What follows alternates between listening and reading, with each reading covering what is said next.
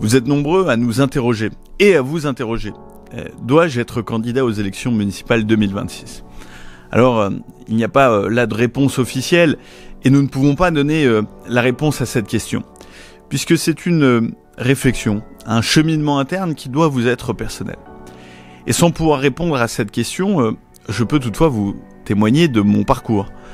Moi-même, il y a quelques années, je me suis posé la question. Dois-je être candidat aux élections municipales ? Puis, dans un second temps, dois-je devenir maire de ma commune natale, en l'occurrence Saint-Joire ?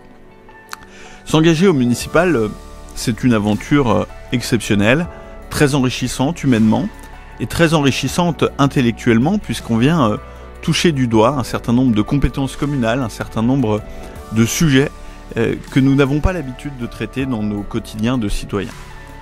Pour ma part, après un parcours plutôt politique au sein des partis,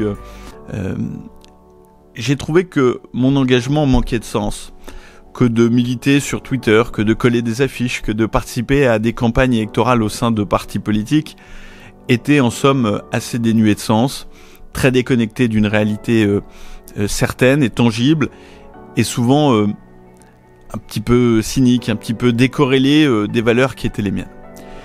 C'est dans ce cadre-là que je me suis intéressé à l'action municipale de terrain, et en l'occurrence pour mon cas, à l'action municipale de terrain dans ma commune natale, celle de Saint-Joire.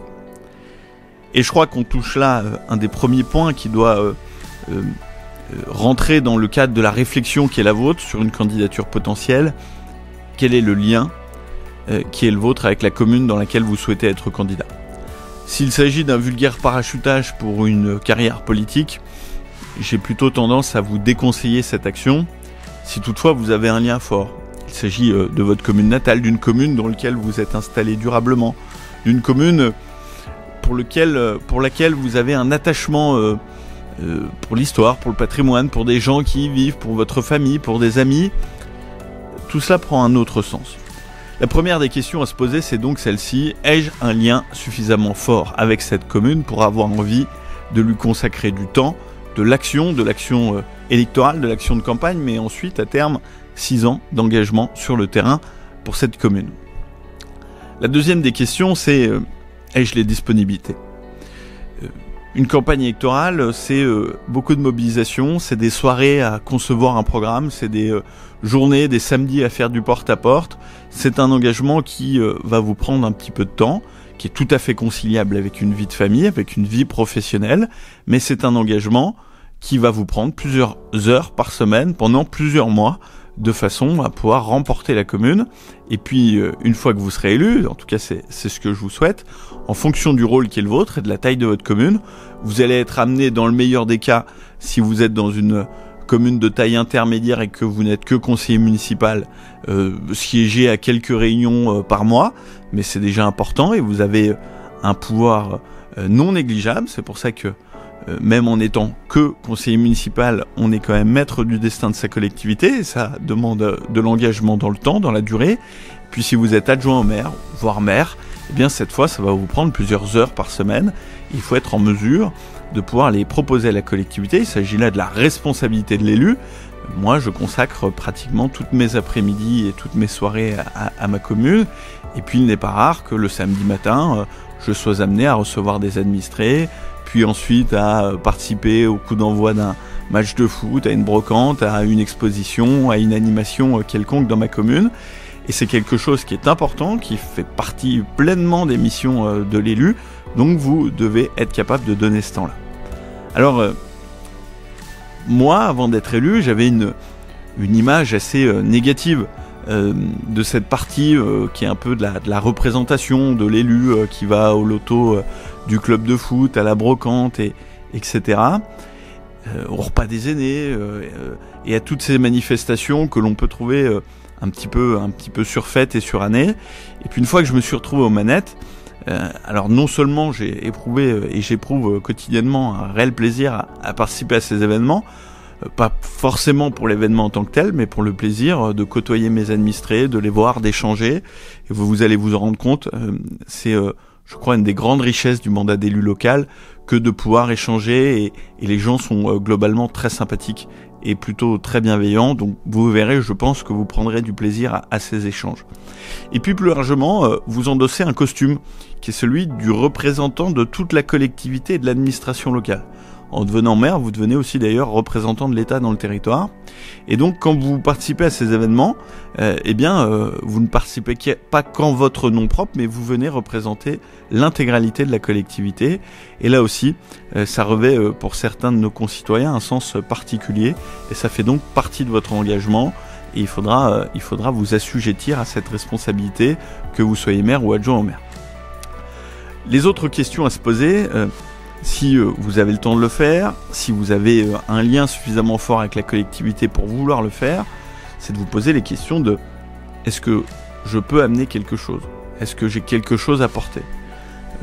Venir en tant que spectateur ou pire encore, venir renverser la table, sortir un maire sortant qui fait bien le boulot et qui maîtrise bien les dossiers de sa commune, simplement pour l'ego et pour la satisfaction d'être assis sur le fauteuil du premier édile, ça n'a pas beaucoup de sens. Vous devez donc porter un travail de réflexion sur la démarche qui est la vôtre. Qu'est-ce que vous souhaitez défendre ? Et quand on défend quelque chose dans une commune, ça peut être très pluriel comme ambition. Ça peut être des choses très politiques. Moi, je défends une certaine conception de l'ordre public et de la sécurité publique qui me semble essentielle au bon déroulement de la vie quotidienne et à l'épanouissement de mes administrés. Ça peut être une volonté très environnementale, ça peut être une volonté sociale éducative. Moi, j'ai mis en place, par exemple, avec mes colistiers, un aide aux devoirs gratuit pour les jeunes en difficulté. Ça peut être mille et une choses assez politiques, assez conceptuelles que l'on souhaite mettre en œuvre de façon concrète sur le territoire. Ça peut être aussi des grands projets. Construire un collège, une école, une route, un pont, un équipement structurant pour votre territoire et un aménagement dédié. Ça peut être aussi mettre fin à une gabegie financière. On voit l'actualité être émaillée de maires qui ont géré de façon complètement désastreuse leur collectivité, augmenté de façon démesurée les impôts et des équipes venir prendre la place et remettre à flot la collectivité. En tout cas, vous devez avoir un projet. Et le projet d'être maire pour être maire, ça n'en est pas un. Et le projet d'être membre d'une équipe simplement pour renverser la table et être enfin au pouvoir, ce n'est pas suffisant à la fois pour motiver les électeurs, mais plus largement pour vous, pour être engagé dans la durée. Puisque je vous le rappelle, le mandat c'est 6 ans. 6 ans de joie, de bonheur, mais aussi 6 ans parfois de difficultés et de contraintes. Donc il faut être motivé de vision et d'ambition saine. Et moi je vois beaucoup d'élus se noyer dans des choses plutôt malsaines. J'ai l'habitude de dire qu'il y a plusieurs types d'élus. Il y a ceux qui le font parce qu'ils sont passionnés. Ils sont passionnés de la chose publique, passionnés de leur commune, passionnés de projets dont ils sont porteurs. Ce sont évidemment les plus vertueux. Il y a ceux qui cherchent une reconnaissance à travers le statut de l'élu, à travers celui du premier édile, à travers l'écharpe. Et ils sont souvent motivés par un ego démesuré qui est aussi leur plus grande fragilité. Et quand on est élu, on n'est que de passage. Donc souvent, ces histoires se terminent mal parce que on est bien peu de choses. On est premier édile, on est maire ou adjoint au maire pendant 6 ans, peut-être un peu plus si on est réélu. Mais ensuite, on redevient, et à très juste titre, un simple citoyen. Et puis après, il y a des gens qui sont motivés par des choses beaucoup plus simples et humaines, notamment l'indemnité d'élu. Alors, elle a beau ne pas être très importante en termes de rémunération, mais certains viennent chercher une indemnité. Et là aussi, je vous le dis avec beaucoup de conviction, on ne devient pas riche en étant élu de la République, ou en tout cas on ne devient pas riche en étant un bon élu de la République. Si vous voulez exercer correctement vos mandats, eh bien vous n'allez pas pouvoir en cumuler beaucoup, ce qui est une bonne chose je crois, et donc vous n'aurez pas l'équivalent, en tout cas dans une commune de taille intermédiaire comme celle que j'ai l'honneur dont j'ai l'honneur de présider à destinée pendant encore quelques années Saint-Joire, je ne pourrais pas vivre de mon indemnité d'élu. Donc mon indemnité, elle vient en complément de mon activité professionnelle et je m'enrichis pas avec ça. Mais ceux qui viennent chercher de l'enrichissement, ou en tout cas un complément, ou en tout cas un revenu, Ils ont devant eux deux pistes très malsaines. La première, c'est celle de cumuler à l'excès des mandats pour cumuler des indemnités à l'excès. Et globalement, ils n'arrivent pas à exercer tous ces mandats qu'ils cumulent de façon convenable parce qu'ils en prennent trop. Et donc, ils s'enferment dans un cercle qui est plutôt vicieux et qui les conduira à terme à perdre les élections à venir parce qu'ils n'auront pas fait le boulot, ou à tricher sur les règles. Et on le voit avec un certain nombre de communes, Agde ou autres, Saint-Jory dernièrement, des maires qui trichent avec les règles, qui rentrent dans ce qui peut s'appréhender à minima de la corruption. Donc ne faites pas ça pour l'argent, ne faites pas ça pour l'ego, faites-le sincèrement parce que vous avez quelque chose à défendre et à apporter. Ensuite, il faut vous poser une autre question, c'est serez-vous capable de travailler en équipe ? Alors moi, je suis à la tête d'un conseil municipal qui est composé de 23 conseillers municipaux, dont 4 sont issus d'une minorité municipale, c'est-à-dire de l'opposition. Et puis dans mon équipe municipale, qui est composée de 19 personnes, eh bien tout le monde n'est pas toujours d'accord. Donc le maire, l'adjoint au maire, le chef d'une équipe municipale, qu'elle soit majoritaire ou minoritaire, c'est quelqu'un qui est capable d'emporter le consensus, d'avoir une vision politique et un engagement, un travail qui est suffisamment fort pour récupérer autour de lui la majorité des voix de son équipe. Et puis pour pouvoir faire ça, il faut être aussi capable d'écouter son équipe. Une majorité municipale de 19 membres, c'est 19 avis qui parfois sont différents. Et donc il faut avoir cette maturité politique et managériale qui vous permet d'aller trouver le consensus, d'être capable d'écouter, mais en même temps d'avoir un leadership suffisamment fort pour pouvoir emporter la majorité avec vous, puisque 6 ans, du point de vue du citoyen et du civil lambda, c'est assez long, du point de vue de l'élu, c'est assez court, et si le débat fait partie inhérente du conseil municipal, l'action doit en faire partie, et donc après le débat, il faut arriver à trouver le consensus et la mise en œuvre assez rapidement. Donc vous devez systématiquement jouer avec les sensibilités de chacun et être capable de rassembler tout le monde autour d'un projet qui est suffisamment fort pour emporter la majorité des voix. Et puis le summum est évidemment d'arriver à trouver le terrain d'entente nécessaire avec votre minorité municipale de façon à minima sur des dossiers structurants, emporter l'adhésion de la majorité de la commune. Vous devez, comme vous êtes capable de le faire avec votre équipe, être en mesure d'écouter les remarques et parfois même les critiques. Et c'est là quelque chose de parfois difficile dans la vie d'élu. On met beaucoup de cœur, beaucoup de temps sur des dossiers et malheureusement, ces dossiers ne plaisent pas toujours à tout le monde. Donc vous allez avoir des élus qui ne seront pas d'accord avec vous, qui vont même vous attaquer publiquement. Et puis parfois, vous allez avoir des administrés qui ne seront pas d'accord avec vous. Alors, je vous rassure, la majorité des gens avec lesquels vous serez en désaccord, ils le font de façon extrêmement smart, extrêmement respectueuse. Moi, je trouve que les Français sont globalement plutôt respectueux de leurs élus locaux et plutôt agréables avec eux, mais parfois, vous aurez des gens dans vos bureaux, dans la rue, qui vous diront ce que vous avez fait, je trouve pas ça bien. Ou j'aurais fait différemment. Et il faut être capable de l'entendre.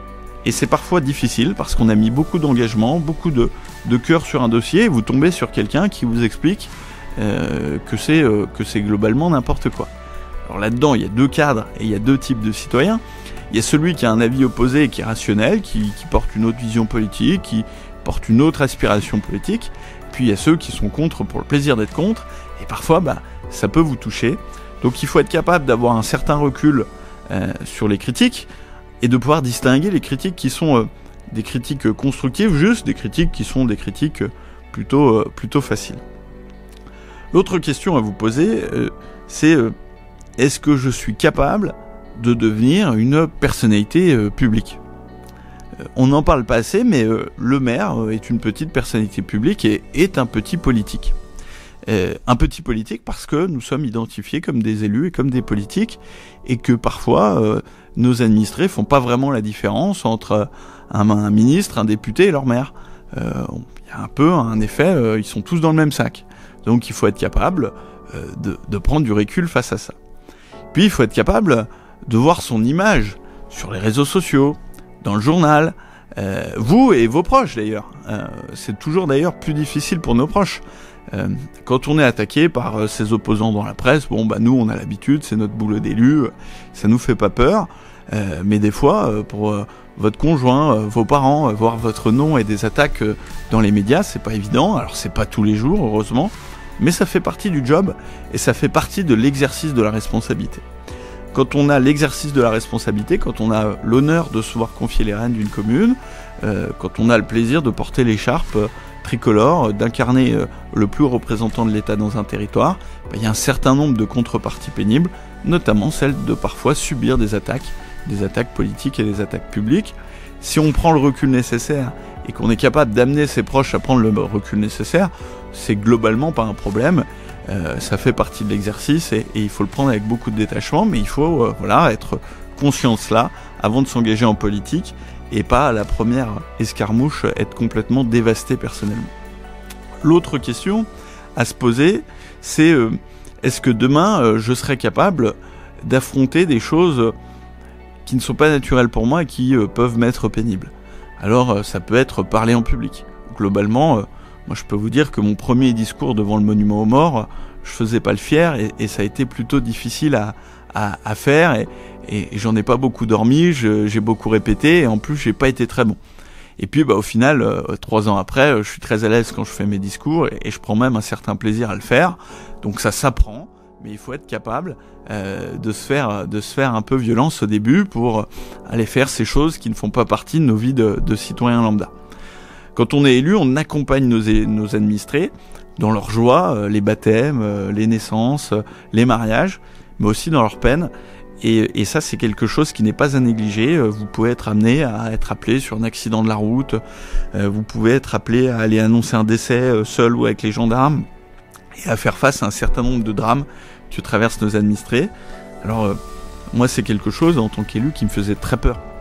Et puis, au final, la première fois que j'ai dû traverser cette épreuve, ça s'est fait assez naturellement. J'ai fait mon boulot sans même me poser de questions. Et c'est même, je dois dire, l'une des premières fois dans ma vie d'élu où je me suis dit, bon bah voilà, là t'as vraiment été utile, tu t'es vraiment engagé pour ça, et t'as été là pour les gens dans une période qui était extrêmement difficile pour eux. Donc, ne négligez pas le fait que vous serez amené au moins une fois dans l'exercice de votre mandat à faire face à des choses pénibles et des drames qui toucheront la vie de vos administrés. Alors là, on vient de voir un peu toutes les conditions à prendre en compte et tout ce qui peut freiner votre engagement.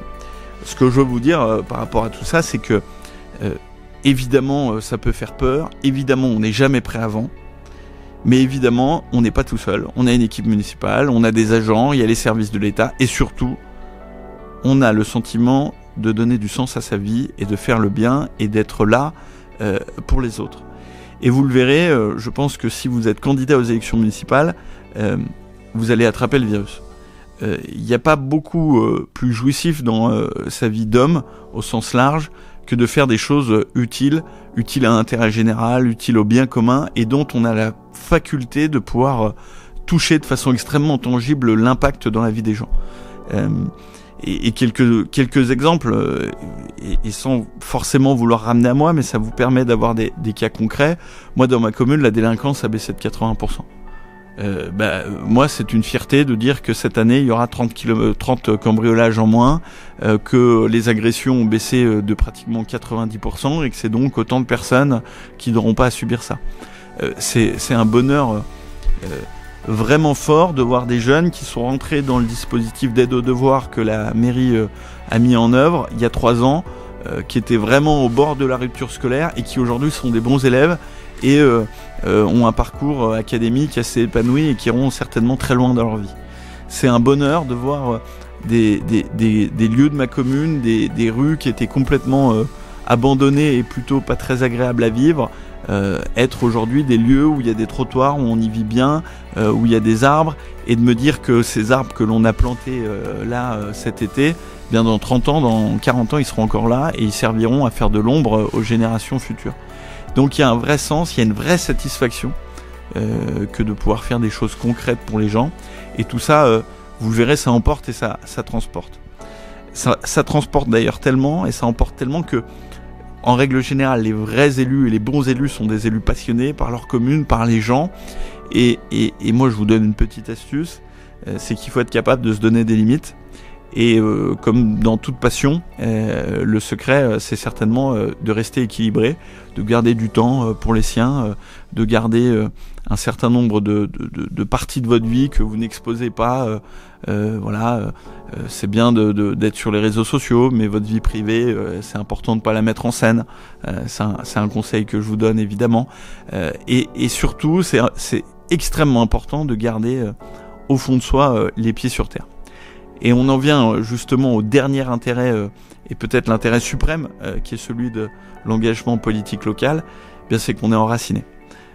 On est vraiment les deux pieds sur terre, au contact de la réalité des gens, au contact évidemment des drames qu'ils traversent, au contact de leur réalité, de leur joie, mais on est bien ancré dans le réel, on est bien entré dans le concret.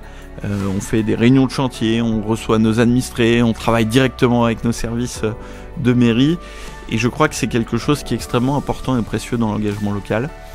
On ne devient pas hors sol, on ne devient pas déconnecté, et on le fait pour les gens et pour des gens qu'on connaît, dont on connaît le visage, dont on connaît l'impact sur la vie, et ça permet de rester équilibré.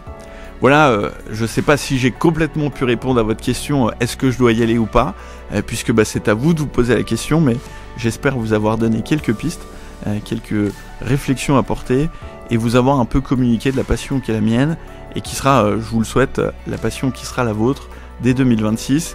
En tout cas, avec Raphaël Cognier, donc mon homologue maire de Mantes-la-Jolie, nous avons créé Politicae.fr, qui est un site, une association qui a pour but d'abord de promouvoir l'engagement politique local, évidemment, mais surtout de donner aux citoyens lambda toutes les clés pour être demain un candidat efficient, puisqu'on s'est rendu compte, nous-mêmes en passant par là, qu'il y avait un énorme fossé entre les professionnels de la politique et les citoyens lambda qui voulaient demain se lancer. Il y a beaucoup de règles, il y a beaucoup de savoir-faire, il y a beaucoup de particularités dans la campagne électorale et ensuite dans l'administration d'une commune, et on aimerait vous rendre tout ça un peu plus accessible et vous dire que l'aventure municipale, elle est faite pour tout à chacun, sous réserve d'être passionné et d'avoir vraiment envie de le faire. Alors je vous dis à bientôt sur Politicae.fr.